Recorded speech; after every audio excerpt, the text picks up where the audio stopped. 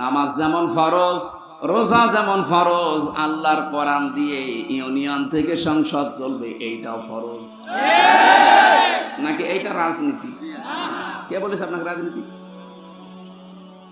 আপনার নামাজে যদি জান্নাতে নিয়ে যায়, আপনার রাজনীতি জাহান্নামে নিয়ে যাবে। তাহলে এটা ঠিক করা লাগবে না?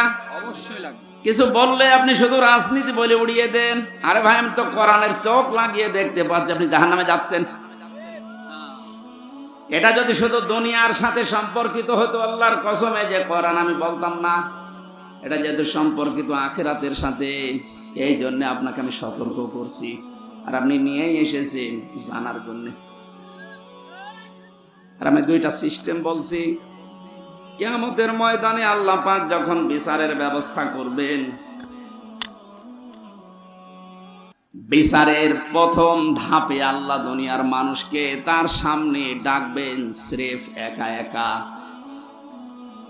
আমি আমার ঈমান থেকে কথা বলছি, যারা শুনছেন নিজের মনে করে শুনবেন যে প্রত্যেকের জন্য একই কথা।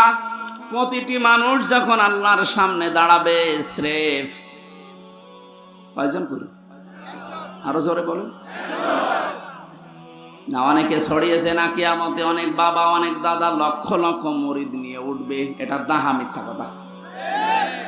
সূরা মারিয়াম 16 নম্বর পারা 10 নম্বর পৃষ্ঠার 15 নম্বর লাইনের 95 নম্বর আয়াত। এটা শেষ নাম্বার রুকুতে আছে। এটা আছে ইবনে কাসিরের ভেতরে। নাকি আরো দলিল দেওয়া লাগবে? হ্যাঁ, আরো দলিল দেবো নাকি? আর তো দলিল নেই। কোরআনের উপরে আর দলিল আছে?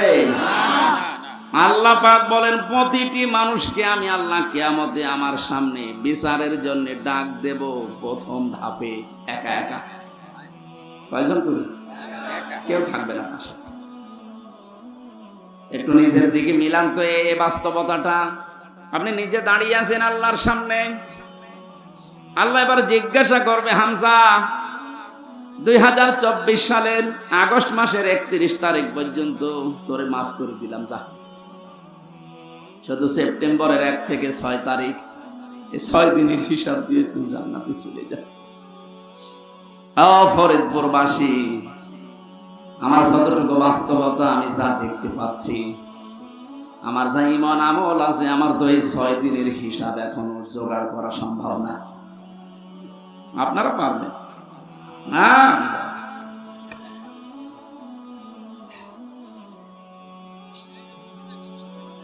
কথাটা শুনতে যত সহজ মনে হচ্ছে, বাস্তবতায় গেলে অত সহজ পাবেন না।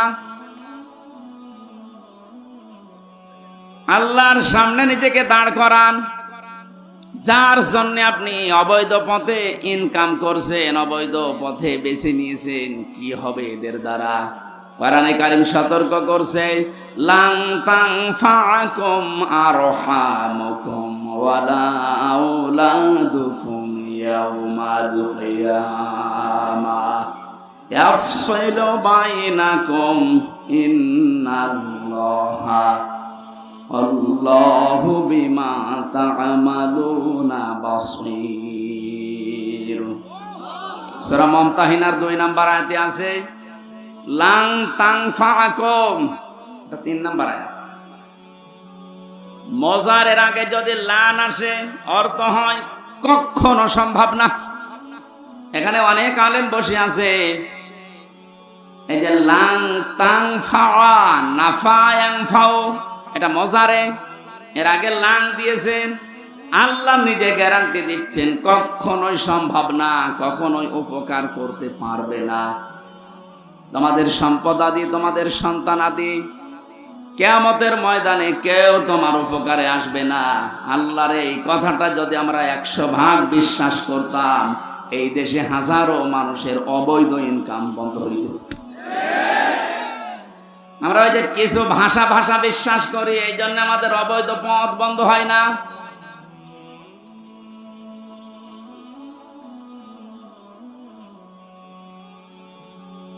অন্য যে যা করে করুক গা, অন্তত আমি তো ঠিক থাকতে পারি।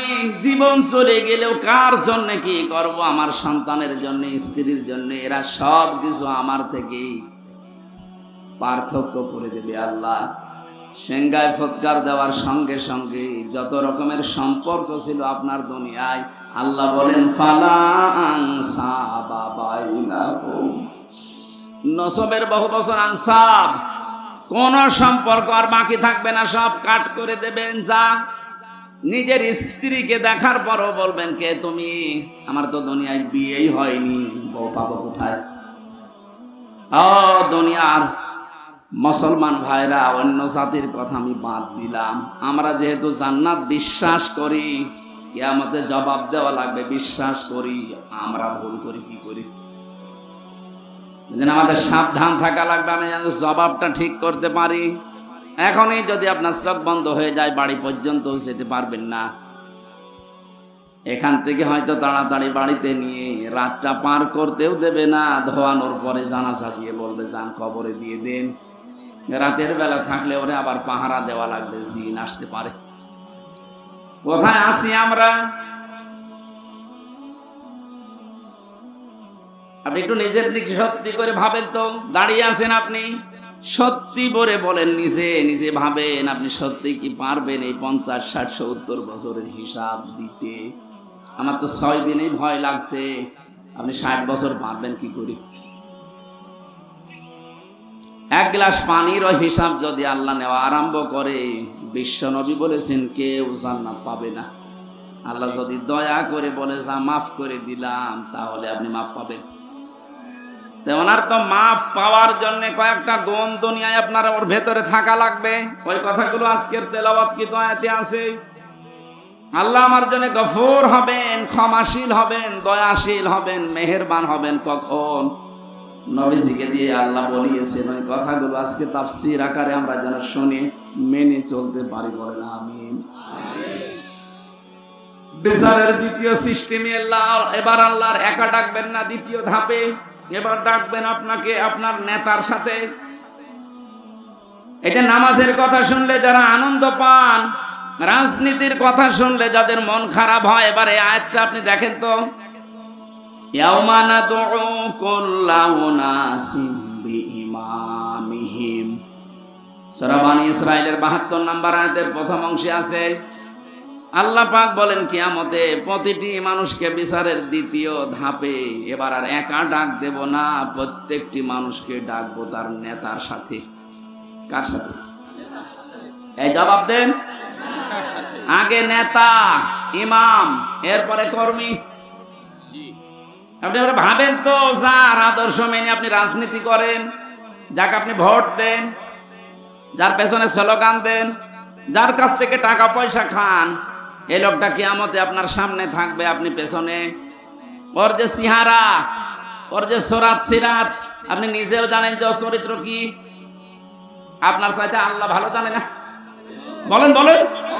তাহলে এই লোকটা যদি সামনে থাকে আপনার, আপনি পেছনে, ওরে দেখেই তো আল্লাহর রাগ হয়ে যাবে, আপনার পর্যন্ত যাবে।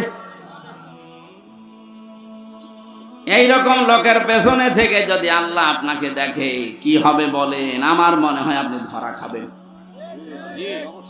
অবশ্য ঠিক, তার মানে তো ধরা খেয়ে বসে আছে।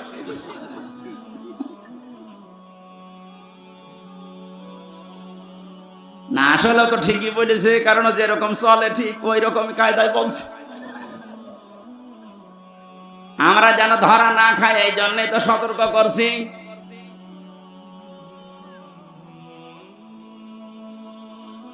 কোরআনে কারীম জানান জানে এই দুনিয়াতে কারো জন্য একা না, সবার জন্য। কোরআনের আলেম আমরা যারা, আল্লাহর কসম আমরাও সবার জন্য। আপনাকে আমি বাঁচাতে চাচ্ছি। শুধু নামাজ দিয়ে রোজা দিয়ে যদি জান্নাতে যাওয়া যেত, আব্দুল্লাহ বিন উবাই আপনার আগে জান্নাতে যেত। এই লোকটার পুরা জীবন আমি পড়ে দেখেছি, কোন অপরাধ আমি ওর জীবনে সেরকম মেজর পাইনি। তবে একটা বিষয়ও মানত না, ওর নামাজ ছিল নবীজির পেছনে, মসজিদে নববীতে, কাবা শরীফে। আপনি নামাজ পড়েন ম্যাক্সামি মসজিদে, একে এসেনে, আর নামাজ পড়তো মসজিদে নববীতে, কাবা শরীফে। 1 রাকাত নামাজে 1 লক্ষ রাকাত নামাজে সওয়াব হয়। রোজা রেখেছে, রাসূলুল্লাহর সাথে ইফতারি করেছে, নবীর সাথে, তাহাজ্জুদের নামাজ পড়তো।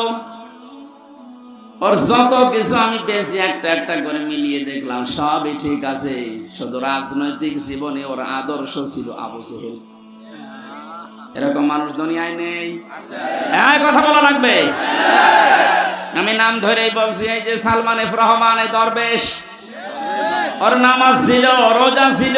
কাবা শরীফের পাশে আমি যখনই গেছি দেখছি ও পাশে ওই যে বিল্ডিং দারুত তাওহীদ, ওখানে থাকতো, যেখানে 15 থেকে 20 লক্ষ টাকা লাগে থাকতে। আমরা থাকতাম তো প্রায় 2 কিলোমিটার দূরে, কারণ আমার 3.5 লাখ, আর 15 থেকে 20 লাখ টাকা এই জন্য কাবার পাশে থাকে, যেন কাবা দেখা যায়। টাকা যদি ভ্যান চালিয়ে উপায় করা লাগতো তাহলে আমার মনে হয় 5 কিলো দূরে থাকতো। টাকা তো সব জনগণের, 36,000 কোটি টাকা।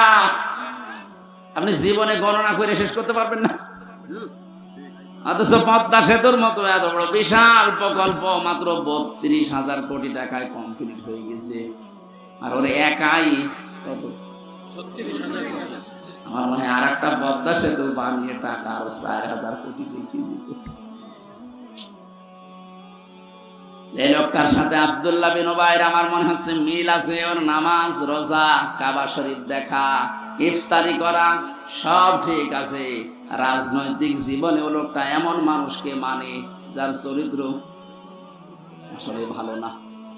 কি ওর নিজের চরিত্র যে ভালো না তার প্রমাণ দেখেছেন, দাড়ি কেটে নম হয়ে গেছে।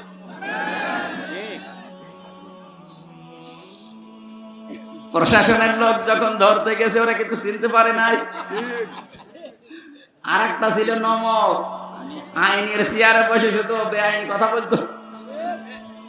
এই লোকটারে যখন ধরে নিয়ে যাচ্ছিল আইন মন্ত্রী, অবশ্য আমি একা কেন, ওই বেশ ওর দাড়ি কই, দাড়িকে ঢুকে দিয়েছে। যেই লোকটা এত বড় ভাওতাবাজি করতে পারে মানুষের সাথে, যে রাসূলুল্লাহর সুন্নাত, দাড়ি কি হামজার সুন্নাত? কার সুন্নাত? অপরাধ বোধ কত বেশি, নিজে কাজ করেছে এই জন্য এত ভয় যে রাসূলুল্লাহর গলায় ছুরি লাগিয়ে দিয়েছে। যা আমার দরকার নেই, আমি আগে বাঁচতে চাই। আল্লাহ বাঁচতে দিয়েছে, এখন পচা ডিম খাচ্ছে।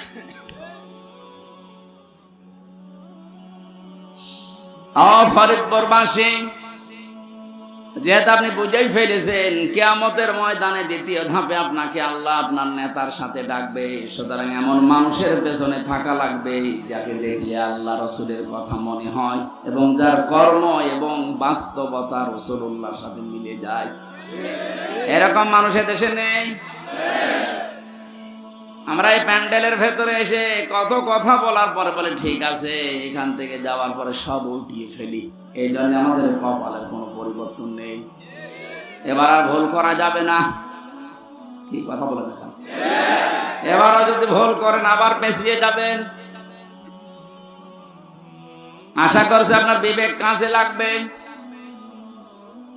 এজন্য কোরআনে কারিমের নামাজের কথা বললে আপনি ভালোভাবে মেনে নিয়েছেন, রোজার কথা বললে মেনে নিয়েছেন, অন্যায় যেখানে প্রতিবাদ সেখানে, এটার আরবি নাম জিহাদ। জিহাদের কথা বললে আপনি জঙ্গি মনে করেন, জিহাদের কথা বললে রাজনীতি মনে করেন। তাহলে আয়াতটার সাথে তো আপনার বাস্তবতা মিলছে যে কিছু মানেন আর কিছু মানেন না। এই আচরণ যদি কোরআনের সাথে কেউ করে, আল্লাহ বলেন কি হবে জানো? ফামা জাযাউ মা ইয়াফআলু যালিকা মিনকুম ইল্লা খিজিয়ুন ফিল হায়াতিদ দুনিয়া।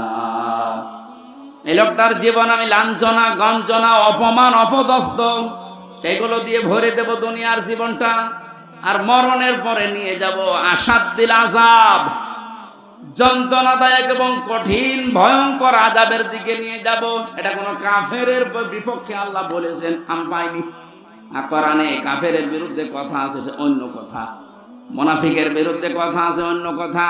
কিন্তু মুসলমান কিছু মানে কিছু মানে না। এদের যে কি শাস্তি দুনিয়ার আখিরাতে আপনি তো দেখলেন।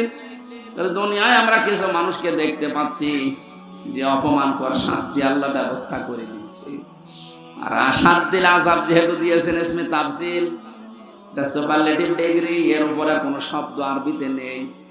আল্লাহ বলেন এমন যন্ত্রণাদায়ক ভয়ঙ্কর কঠিন আযাবের দিকে মরণের পরে নিয়ে যাব, ওটা আমি আল্লাহ ছাড়া আর কেউ জানে না।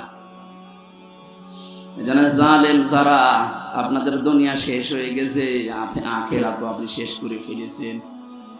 আপনাদের জন্য বড় আফসোস লাগে আমাদের। আমরাও যদি কোনো জুলুম করি, আমরা নিজেরা আজকে থেকে থেমে যাব। কারণ জালেম, মাজলুম, এই দুইটা শব্দ ভয়ঙ্কর। ইত্তাকি দাওয়াতাল মাজলুম ফাইন্নাহা লাইসা বাইনাহু ওয়া বাইনাল্লাহি হিজাব। নবী বারবার জানিয়েছেন উম্মতেরা, যাই করো মজলুমের বরদুয়া থেকে নিজেকে বাঁচিয়ে রাখবা। কারণ মজলুমের বরদুয়া, আল্লাহর ভেতরে কোনো হিজাব পর্দা থাকে না, সরাসরি কবুল হয়ে যায়। আজকে কোরআনে কারিমের এই ময়দানে যারা এসেছি কিছু কথা শোনার জন্য, প্রথমে দোয়া করে নিচ্ছি, আল্লাহ আমার জীবনে যেন কোনো জুলুম না থাকে, আমার দ্বারা কেউ যেন মাজলুম না হয়ে যায়, তুমি আমাকে রক্ষা করবা, বলেন আমিন। যিনি আমাদেরকে এই মাহফিলে নিয়ে এসেছেন, আমরা তার শুকরিয়া আদায় করছি, আলহামদুলিল্লাহ। দরুদ আর সালাম পড়ছি আমাদের নবী মুহাম্মদ রাসূলুল্লাহ সাল্লাল্লাহু আলাইহি ওয়াসাল্লাম। আমাদের আজকের আলোচনার বিষয় হচ্ছে, আল্লাহ নিজে আদেশ দিচ্ছেন, হে রাসূল, 6টা গুণ যারা অর্জন করবে দুনিয়ায়, আপনি তাদের জন্য আমার কাছে ইস্তেগফার করেন, ক্ষমা চান। ক্ষমা করার মালিক একচ্ছত্র কে বলেন তো? আল্লাহ। দুনিয়ার কোন পীরের আছে? নবীজির আছে? না। ক্ষমা করতে পারে শুধুমাত্র আল্লাহ নিজে। ফাসাব্বিহ বিহামদি রাব্বিকা ওয়াস্তাগফির, আপনি ইস্তেগফার করেন আল্লাহর কাছে, তার তাসবিহ তাহলিল আদায়ের মাধ্যমে আপনি ইস্তেগফার করেন। ইন্নাহু কানা তাওয়াবা, কারণ তিনি তাওবা কবুলকারী, ইস্তেগফার কবুলকারী। আমার ভালোভাবে শিক্ষা নেওয়ার বিষয় এখানে এইটা, যেহেতু তাওবা কবুল করবেন একজন, তিনি আল্লাহ, তিনি নিজে শিখিয়ে দিচ্ছেন, নবীজি এই 6টা গুণ যাদের ভেতরে আছে আপনি তাদের জন্য আমার কাছে ক্ষমা চান। তাহলে এটা ক্ষমা করার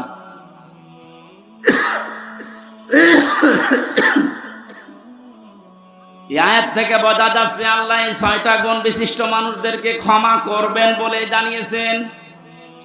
আমাদের এখন বুদ্ধিমানের কাজ হবে এই 6টা গুণ দুনিয়া থেকে অর্জন করে তারপরে বিদায় নেওয়া। আসুন আমরা দেখি আমাদের ভেতরে এগুলো আছে কিনা। সূরা মুমতাহিনা 12 নাম্বার একটা মাত্র আয়াত পড়েছি। মুমতাহিনা শব্দের শাব্দিক অর্থ হচ্ছে পরীক্ষিতা নারী। কি নারী? যারা পরীক্ষা দিয়ে উত্তীর্ণ হয়ে গেছে। এই পৃথিবীতে বহু নারীর জীবনী আমি পড়েছি, সর্বোত্তম জীবনী আমার কাছে 6 জনের মনে হয়েছে। এই মানুষগুলো পরীক্ষা দিয়ে উত্তীর্ণ হয়ে তারা জান্নাত অলরেডি আল্লাহ পেয়ে গেছে। তার ভেতরে 1 নম্বরে হযরতে আসিয়া। হযরতে আসিয়া আলাইহিস সালাম এত বেশি পরীক্ষা দিয়েছিলেন তার ঈমানের উপরে টিকে থাকতে গিয়ে। পৃথিবীর মানুষরা যদি হিসাব করে, হিসাব মিলানো সম্ভব না। শুধুমাত্র ঈমানের উপরে টিকে থাকতে গিয়ে হাতের ভেতরে তিনি পেরেক লাগিয়ে দিয়েছেন তার নিজের স্বামী, পায়ের ভেতরে পেরেক লাগিয়েছেন, মাথার উপরে গরম তেল ঢেলে দিচ্ছে, কপালের ভেতরে শলাকা লাগিয়েছে। এই কঠিন অবস্থায় হযরতে আসিয়া দেখলেন আল্লাহ পাক জান্নাত জিবরাইলকে দিয়ে পাঠিয়ে দিয়েছে। তিনি জান্নাত দেখলেন, ডাক দিয়ে বললেন, ইতি ক্বালাত রাব্বি বনিলি ইনদাকা বাইতান ফিল জান্নাতি ওয়া নাজ্জিনি মিন ফিরআউনা ওয়া আমালিহি ওয়া নাজ্জিনি মিনাল কওমিজ যালিমিন। হযরতে আসিয়া ডাক দিয়েছেন রব্বুল আলামিন, তুমি আমার জন্য জান্নাতের ভেতরে একটা ঘর বানিয়েছো, এভাবে না তৈরি করি তুমি যেখানে আছো ওই জায়গায় একটা ঘর আমার জন্য বানিয়ে দাও, যেন সব সময় তোমারে আমি দেখতে পাই। হযরত আসিয়া দ্বিতীয় নম্বর কথা বলেছিলেন, ওয়ানাজ্জিনি মিন ফিরআউনা ওয়া আমালিহি ওয়ানাজ্জিনি মিনাল কওমিজ জালিমিন। এই মেয়েরা আসেন, একটু খেয়াল করবেন এবার। সম্মানিত মা বোনেরা, অনেক বেশি ভালোবাসি আপনাদেরকে, আমি চাই না আপনারা জাহান্নামী হয়ে যান। তাকান, পরীক্ষিতা নারী কাদেরকে বলে, কি পরীক্ষা তিনি দিয়েছিলেন। এত বড় কঠিন মুসিবত, বিপদ, এত বড় বিশাল শাস্তির ভেতরে হযরতে আসিয়া তিনি তার স্বামীর জন্য বরদোয়া দেননি। তিনি বলেছিলেন, মাবুদ তুমি যা দেখতে পাচ্ছ, আমার স্বামী লোক দিয়ে এরকম অত্যাচার করাচ্ছে এবং নিজে অত্যাচারে শামিল, তুমি আমাকে এই অত্যাচার থেকে বাঁচাও, কিন্তু আমার স্বামীর উপরে তুমি রাগ করো না। ও বাংলার মা বোনেরা, এদেশে পুরুষ নির্যাতন, নারী নির্যাতন করলেই মামলা হয়ে যায়, পুরুষ নির্যাতন কোনো মামলা নেই। আমি জেলখানায় 3টা বছর থেকে অনেক কিছু দেখেছি। ওর এখানে 100 ভাগের প্রায় 60 ভাগ লোক শুধু এই দাম্পত্য কলহ জেল খাটতেছে। মেয়েদের এই ছোট মনের কারণে পেরে ওঠে না। প্রত্যেকে কি হুজুর বলেন আর কি খেজুর বলেন, এদের এই মানুষগুলো যদি একটু মন উদার করতো, আমার মনে হয় পরিবারে আমাদের শান্তি আরো ফিরে আসতো। বাস্তব দেখেছি যে জল্লাদটা এখন আছে, আগে তো শাহজাহান ছিল, ও মারা যাওয়ার বের হয়ে মারা গেছে, এখন নতুন একজন দায়িত্ব পেয়েছে, ইলিয়াস, চট্টগ্রাম বাড়ি। লোকটাকে একদিন বললাম, ভাই কি অবস্থা বলেন তো। আমার বলছে, হুজুর আমার এখন 35 বছর বয়সে আমি জেলখানায় এসেছি, এর 17 বছর ছিলাম আমি সৌদি আরবে, আর আমার এখন ফাঁসির আসামি আমি। আমার যদি এখন যাবজ্জীবন হয়ে জেল খাটা লাগে, কমপক্ষে 22 বছর জেলে থাকা লাগবে। 35 থেকে 17, এরপরে 22, হিসাব করে দেখেন 74 বছর হবে। কত?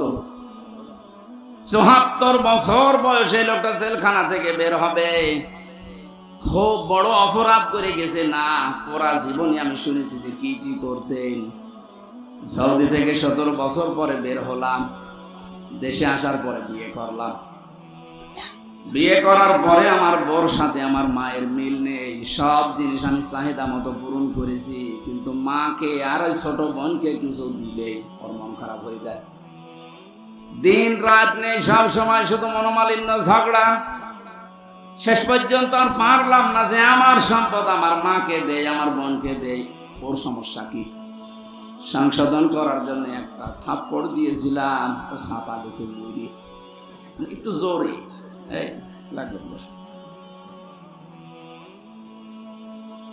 মারা যাওয়ার পরে তো বউ মারা কেস, প্রথমে ফাঁসি হয়ে গেল, এরপরে যাবজ্জীবন। এখন 22 বছর থাকা লাগবে আমার, 11 বছর চলছে। আমার তো বের হতে হতে আমার বয়স হয়ে যাবে 74 বছর। কি করব আমি?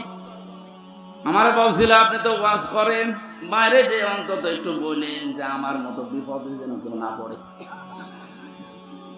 কারণ আমি খুব বড় অপরাধ করিনি, আমি তো ঠিক রাস্তায় ছিলাম, মাঝখান থেকে একটু মিস্টেক হয়ে আমার জীবনটাই নষ্ট হয়ে গেল। ইলিয়াসের বউ এখনো পর্যন্ত আছে বাইরে। ইলিয়াসের যখন শুনেছে যে ওর যাবজ্জীবন জেল হয়ে গেছে, প্রথমে ফাঁসির কথা শুনে মেয়েটাকে কি, সে তো মারা গেছে, তার যে শাশুড়ি ছিল, এই শাশুড়ি এবং শ্বশুর পরবর্তীতে ওর মা বাবার উপরে এই মেয়েটার জন্য বহু অত্যাচার চালিয়েছিল। ভেতরে যেহেতু যোগাযোগ বিচ্ছিন্ন ছিল, কষ্টের কথাগুলো যখন এসে এসে আমার কাছে বলতো, আমি নিজেই কেঁদে ফেলতাম যে এই লোকটার তো সেরকম মেজর অপরাধ না, আর তো মারার জন্য মারে নাই, শুধু সংশোধনের জন্য একটা থাপ্পড় দিয়েছিল, সাদা মুড়ি দিয়েছিল। স্ত্রীর যদি মনটা উদার হতো, মন যদি বড় হতো, নবীজির হাদিস যদি এই মেয়েটা মানত, বিশ্ব নবী জানিয়েছেন পৃথিবীর মেয়েরা তোমরা যদি মনে করো যে আমার স্বামীর হায়াত বেড়ে যাক, আরো বেশি দিন বেঁচে থাক, আমার স্বামীর সম্পদ সম্মান আরো বেড়ে যাক, তাহলে স্বামীকে মাঝে মাঝে বলবা তার রক্তের সম্পর্ক যেগুলো এগুলো যেন অটুট রাখে, ঠিক রাখে। পৃথিবীর মানুষের সবচেয়ে বেশি রক্তের সম্পর্ক তার মায়ের সাথে, এক কথা বলেন। এই জন্য পুত্রবধূ যারা বসে আছেন, আমার যতটুকু বাস্তবতার জ্ঞান আছে আমি দেখেছি এই দেশে আমরা যারা জামাই আছি, এটা মনে হয় রেকর্ড হয়ে কালকে আমার ম্যাডাম শুনবে, শুনুক, যা আছে হবে। আমরা জামাইরা যেভাবে আমাদের শাশুড়িকে শ্বশুরকে যেইভাবে দেখি, যেই নজরে দেখি আর যেভাবে আচরণ করি, বউগুলো যদি তার হাত আমার মা বাবার সাথে, আমাদের মা বাবার সাথে ওইটা করতো, এই দেশে কোনো ছেলে আলাদা হওয়া লাগতো না। একটু বেশি বলে ফেললাম নাকি? ঠিক মানে 100 ভাগ ঠিক। আপনি অনেকে মনে করেন আমি নামাজ পড়ি, রোজা রাখি, আমি কালো বোরকা পরে বাজারে যাই, আমি জান্নাত পাবো না। মানে কিসের জান্নাত? আপনি তো মানুষের অধিকার নষ্ট করেছেন। আপনি একটু উদার হতে পারেন না? কি করবেন আপনি সম্পদ বেশি নিয়ে? এই মেয়েটাকে খারাপ করার পেছনে ওই মেয়েটার মা আর ওর বড় বোন ওখান থেকে শুধু বুদ্ধি দেয়, এই তাড়াতাড়ি আলাদা হয়ে যা, আরামে খেতে পারবি।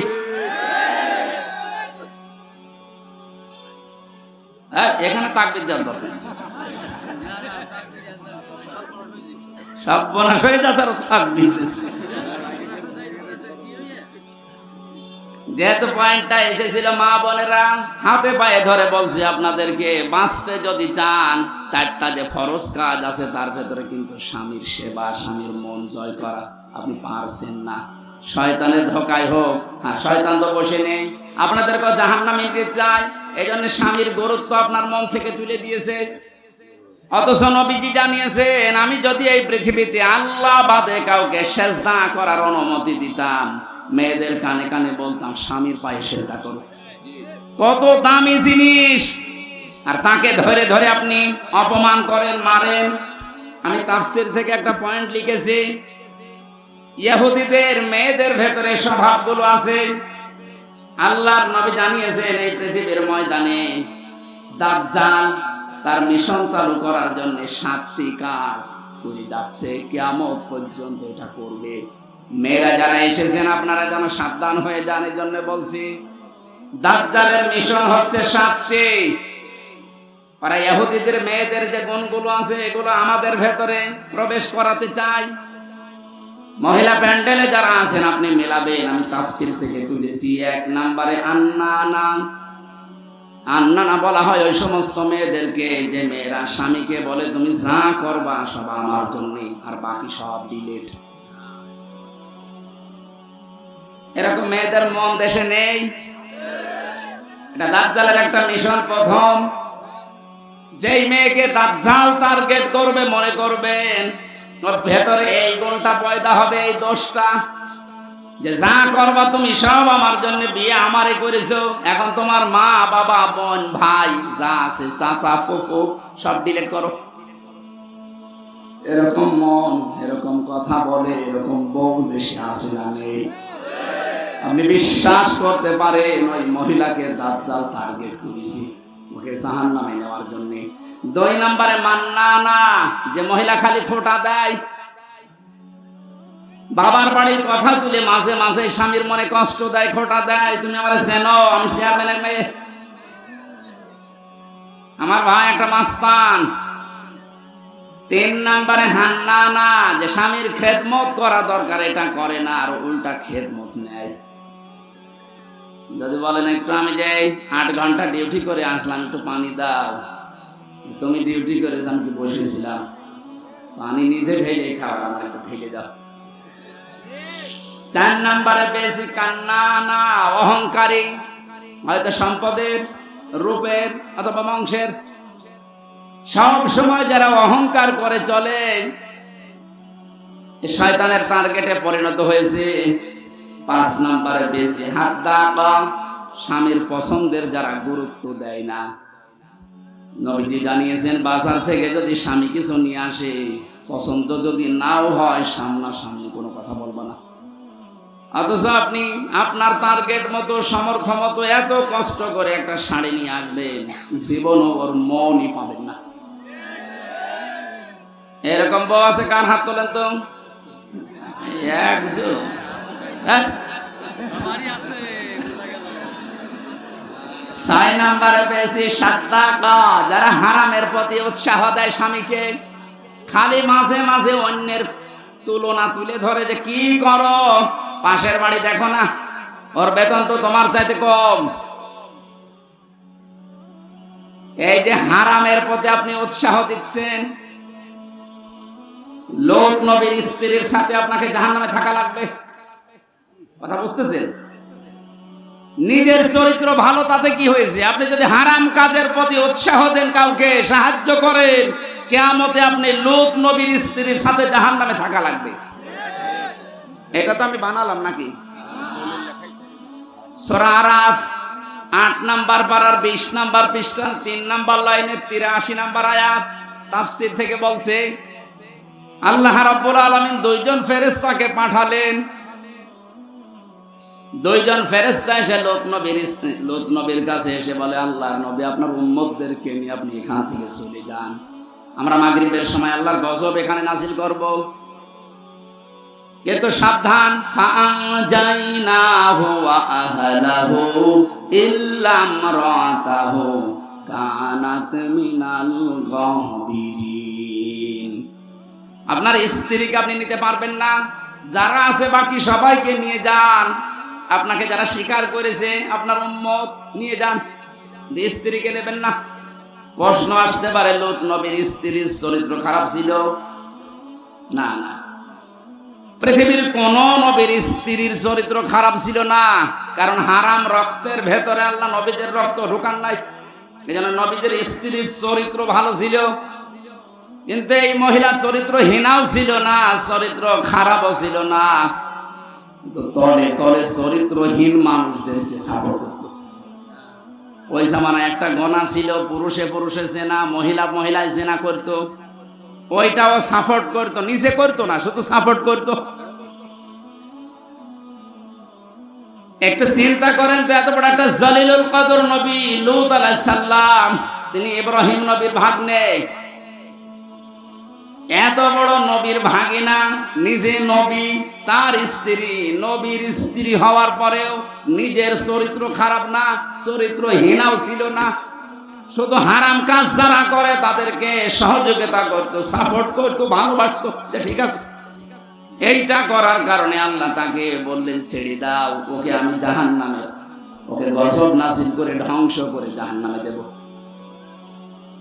রাজবাড়ি ফরিদপুরবাসী অনেকেই মনে করছে আমার নিজের চরিত্র তো ভালো, আমি কোনো অন্যায় কাজে যাই না, কিন্তু এমন মানুষকে সাপোর্ট করে যার চরিত্র ভালো না। এই দেশের কথা বলছে না, এক কথা বলছে না। মা বোন যারা এসেছেন, হযরতে ফাতেমাতুজ জোহরাকে আল্লাহ যে 2টা কারণে জান্নাতের নেত্রী বানিয়েছেন মেয়েদের, তার 1 নম্বরে কোনো দিন তিনি স্বামীকে হারাম কাজে উদ্বুদ্ধ করেননি। না খেয়ে থেকেছেন 3 দিন পর পর, আপনি সহ্য করতে পারবেন?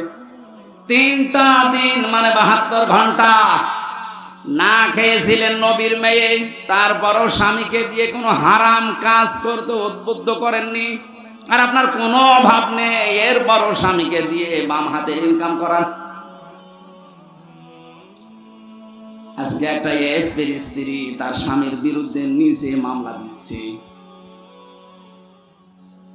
সম্মানিত মা বোনেরা, আমাদের হুঁশ হবে একদিন, যেদিন আজরাইল আসবে, ওই সময় হুঁশ হয়ে আর লাভ হবে না। এখনই হুঁশ ফেরা দরকার। 7 নম্বরে পেয়েছি বাররাক, এটা না বলাই ভালো।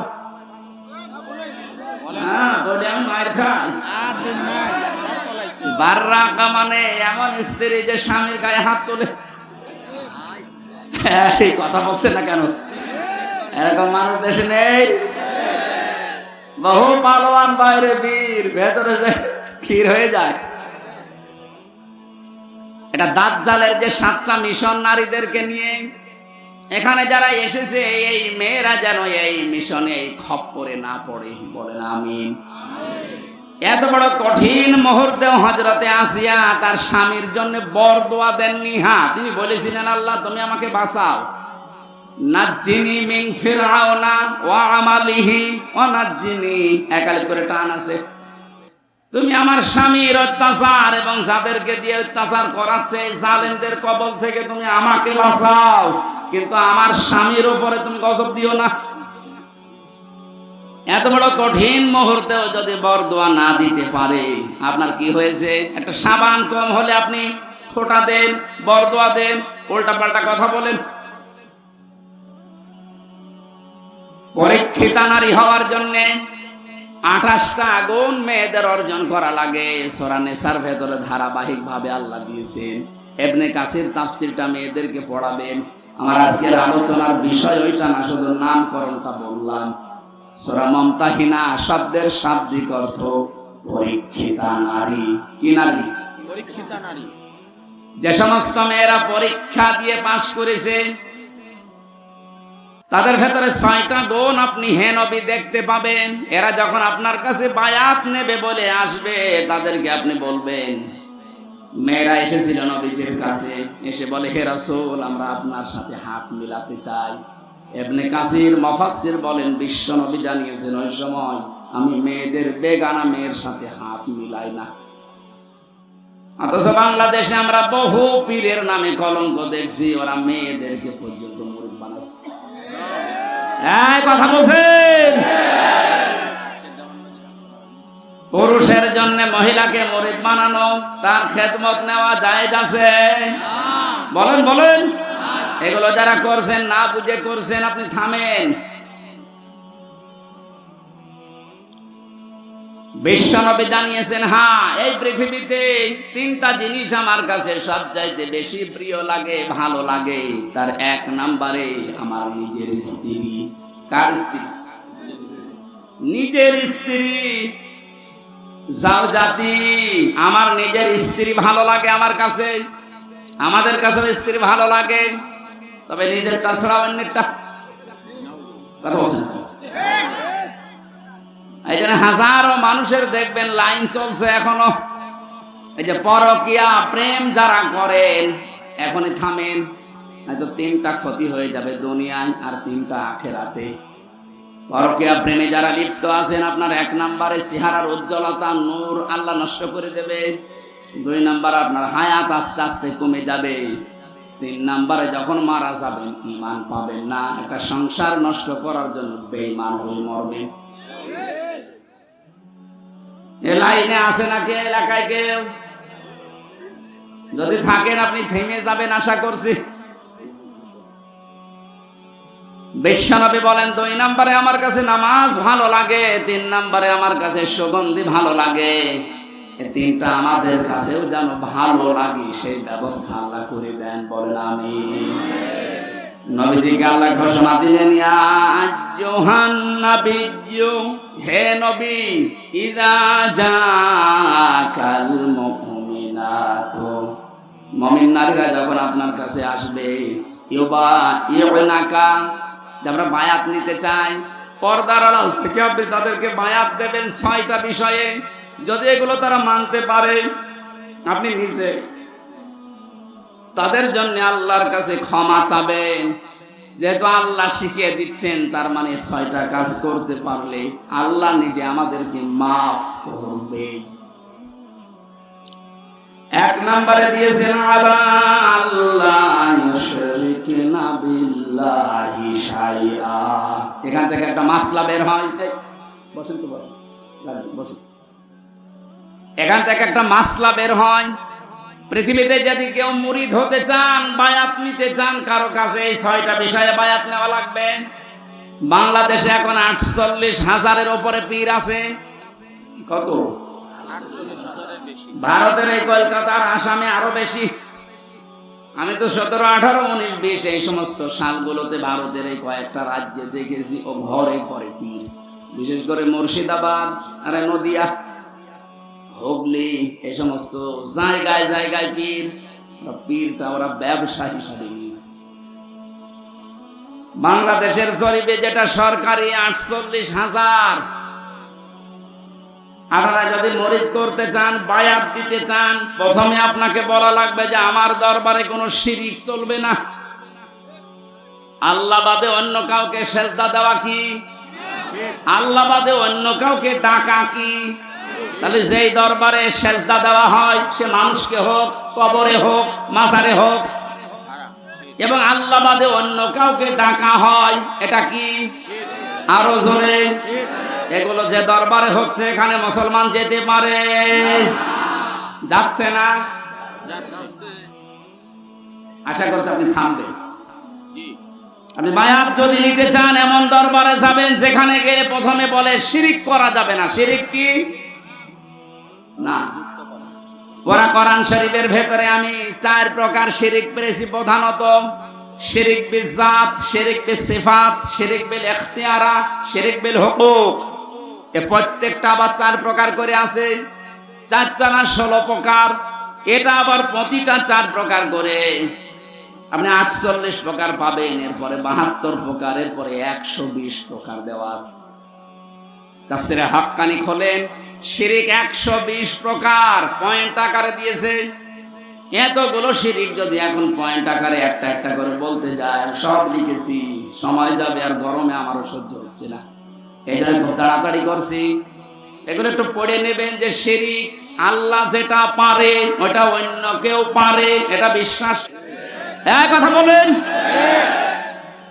আইন তৈরি করতে পারে শুধুমাত্র আল্লাহ, এটা অন্য কেউ পারে বিশ্বাস করে যদি কেউ কাজ করে সেও মুশরিক। এখানে 53 বছর তো চললো, আমরা দেখলাম। বাবা চালিয়েছিল, স্বামী চালিয়েছিল, চাচাও চালিয়েছে 9 বছর, বউ চালিয়েছে অনেকদিন, ভাবিও চালিয়েছে, সবাই চালিয়েছে মানুষের তৈরি করা নিয়ম নীতি আইন কানুন দিয়ে। এটার সাথে দ্বিমত আছে? বলেন বলেন। 53 বছরে কাঙ্ক্ষিত মানের শান্তি আপনি দেখলেন কেমন? এখন তো শুধুমাত্র দেখতে বাকি আছে এই কোরআন দিয়ে দেশ চললে কেমন দেখা যায়।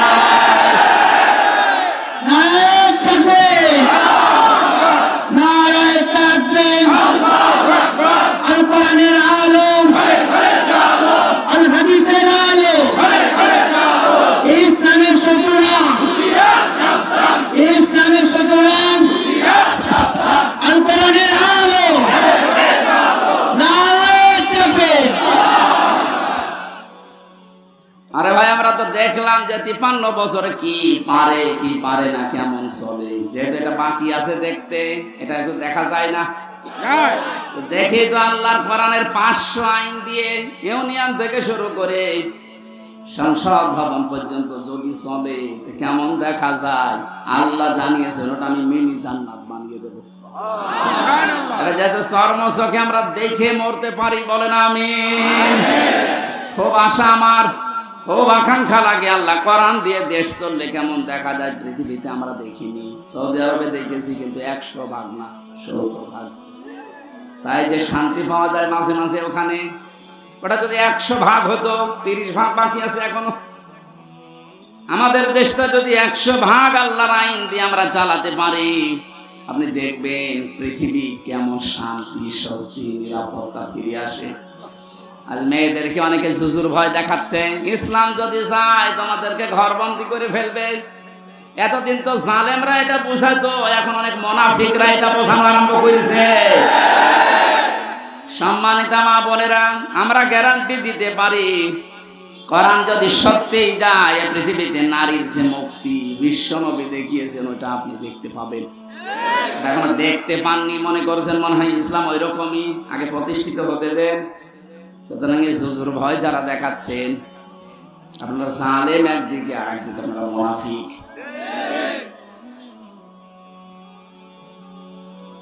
তো শিরক যদি আমরা এখন শিরক বিল জাত, শিরক বিল সিফাত, শিরক বিল ইখতিয়ারা, শিরক বিল হুকুক এভাবে পয়েন্ট আকারে একটা একটা করে শুরু করি, আল্লাহ যেটা পারে ওইটা অন্য কেউ পারে বিশ্বাস করার নাম শিরক। আল্লাহ পারে আইন দিতে, অন্য কেউ পারে না। এই কাজে যারা ইনভলভ আছেন, এই কাজের সাথে যারা জড়িত আছেন, এই কাজে যারা সাহায্য সহযোগিতা করছেন, সাপোর্ট করেন, আপনি যে দল করতে পারেন আপনি মুশরিক। আপনার বায়াত হয়নি, কিসের বায়াত নিচ্ছেন আপনি? 2 নম্বরে আল্লাহ বলেন ওয়ালা ইয়াসরিকনা, হে নবী ওদেরকে বলেন যেন তারা জীবনে চুরি না করে। কি না করে? চুরি নেই দেশে? বেগম পাড়া এমনি তৈরি হয়, বাবার টাকা দিয়ে বেগম পাড়া বানাচ্ছেন, সব চুরি করা টাকা।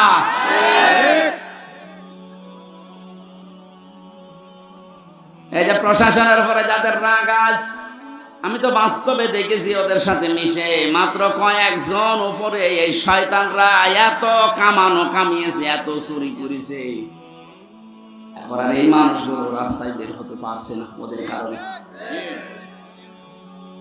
আজকেও কয়েকটা লাইভ দেখেছি, এসআই এবং এএসআই কনস্টেবল সাধারণ যারা ডাক দিয়ে বলছে আমাদের নিজেদের অপরাধের জন্য যদি শাস্তি দিতে চাইতেন আমাদের দিন, আমরা তো হুকুমের দাস ছিলাম, উপর থেকে যে মানুষগুলো আমাদের জীবনটা এভাবে নষ্ট করে দিল, আজ আমরা স্বাভাবিক জীবনে যেতে পারি না। অবশ্যই তাদেরকে আইনের আওতায় এনে শাস্তি দেন এবং ওদের সম্পদগুলো সব বাঁচাতে হবে।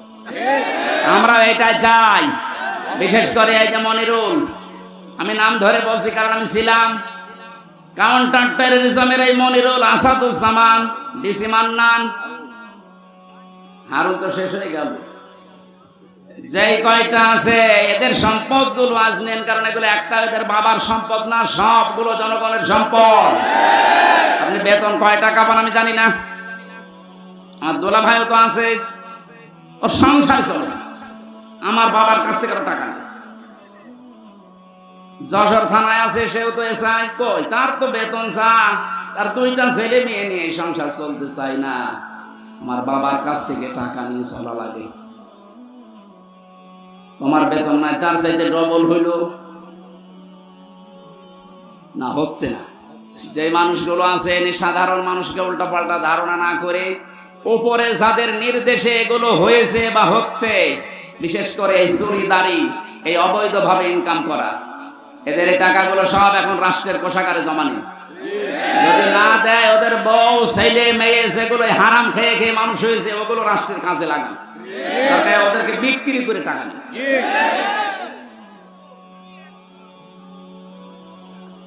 চুরির এইটা যদি আমরা শপথ নিতে পারতাম যে চুরি করব না, চুরি বন্ধ করব, এ দেশটা কিন্তু দাঁড়িয়েছে। তো এক দরবেশে যদি এত টাকা চুরি করে থাকে, বাকি যারা দরবেশের ভান ধরি, তাদের অবস্থা কি? ওরা ইয়াসিনা, জেনা করা যাবে না। এ জেনা শুধু হাতের জেনা, মুখের জেনা, চোখের জেনা, অন্তরের জেনা, লজ্জা স্থানের জেনা। জেনাগুলো আজ বন্ধ করার জন্য যে যেখানে আসি ওই জায়গা থেকে দায়িত্ব নেওয়া লাগবে, বিশেষ করে মেয়েদের আগে, কারণ জেনা এ শব্দ শুরুই আল্লাহ করেছেন মেয়েদের দিয়ে। আযানিয়াতু ওয়াযানি ফাজলিদু কুল্লা ওয়াহিদিন মিনহুমা মিয়াতা জালদা। আল্লাহ পাক বলেন জেনাকারিনী এবং জেনাকারী, আগে কার নাম? মেয়েদের নাম। এজন্য মা বোনেরা আপনারা নিজেদেরকে কন্ট্রোল করেন। এই মোবাইলটা, এই ফেসবুক এবং কম্পিউটার, এই সমস্ত জিনিস দিয়ে আজ মানুষ জেনার লাইনে এগিয়ে যাচ্ছে। আগে হ্যালো হ্যালো, এরপরে শেষ পর্যন্ত লজ্জা স্থান দিয়ে শেষ হয়। যে এলাকায়, যে দেশে, যে অঞ্চলে জেনা বেড়ে যায়, প্রকাশ্য হোক গোপনে হোক, ওখানে আল্লাহর 8টা গজব নাজিল হয়। কয়টা? এমন মহামারী রোগ আল্লাহ ছড়িয়ে দেয় যার চিকিৎসা পৃথিবীতে নেই। এজন্য আমরা সাবধান হব। আমাদের এই দেশটা জেনা যেগুলো চলছে, এগুলো কি করে বন্ধ করা যায়? নিজ উদ্যোগে, পারিবারিক ভাবে, সামাজিক ভাবে। আদাজ্জু লা ইয়াদখুলুল জান্নাহ, নবীজি জানিয়েছেন দাজ্জুস জান্নাতে যাবে না। দাজ্জুস বলা হয় ওই পুরুষকে যে তার মেয়েকে, যে তার বউকে, তার বোনকে, তার মাকে কন্ট্রোল করতে পারে না। ওগুলো আরো মানুষ দিয়ে দেখায়, শান্তি পায়। এই পৃথিবীতে একটা মাত্র প্রাণী আছে যে তার লজ্জা স্থান উল্টা করে মানুষকে দেখিয়ে আনন্দ পায়, তার নাম কুকুর। নাম কি? লজ্জাস্থান ঢেকে রাখার জন্য কিন্তু অনেক বড় লেজ আল্লাহ তাকে দিয়েছে, কিন্তু লেজ উল্টো করে দেখায়। কথা বলছেন?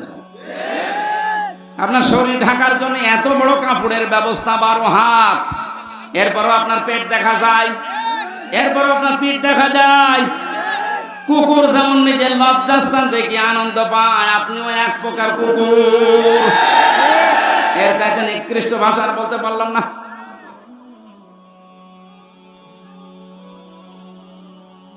আশা করছি আপনি থামবেন। একটা মহিলা যদি বেপরদা আছে না এই সমস্ত করার কারণে জাহান্নামী হয়ে যায়, কমপক্ষে 4 জন পুরুষ কিয়ামতের সঙ্গে নিয়ে যাবে। প্রথমে তার বাবাকে, এরপরে বড় ভাইকে, এরপরে স্বামীকে, এরপরে বড় ছেলেকে। আপনি বলেন তো, এক একজন মহিলা যেভাবে চলছে আজ, এভাবে যদি চলতে চলতে ওরা জাহান্নামে যায়, আমাদেরকে যারা 4 জনের নাম বললাম, হয়তো আমি কারো বাবা, নাই স্বামী, নাই বড় ভাই, নাই বড় ছেলে, জান্নাত পাওয়া সম্ভব হবে? এই জন্য কন্ট্রোল হবে। জেনার পরিবেশগুলো বন্ধ করা দরকার আস্তে আস্তে। আল্লাহ পাক বলেন ওয়ালা ইয়াকতুলনা ওয়ালাদাহুন্না, খাবারের ভয়ে সন্তানকে হত্যা করো না। এখানে কয়েকটা মাসলা বের হয়। আপনাদের মনে কষ্ট হয়ে যাচ্ছে নাকি? আমার তো কষ্ট হচ্ছে। আমি একটা ফ্যানের ব্যবস্থা যদি করতে না আগে থেকে এই ঝামেলাটা হতো না। এখন ওইভাবে হয়, মানুষ একবারে দাঁড়িয়ে দাঁড়িয়ে বাতাস দিতে বলছিলেন না, ওরা বাতাস দেবেন, ফ্যান দিলে কত ভালো।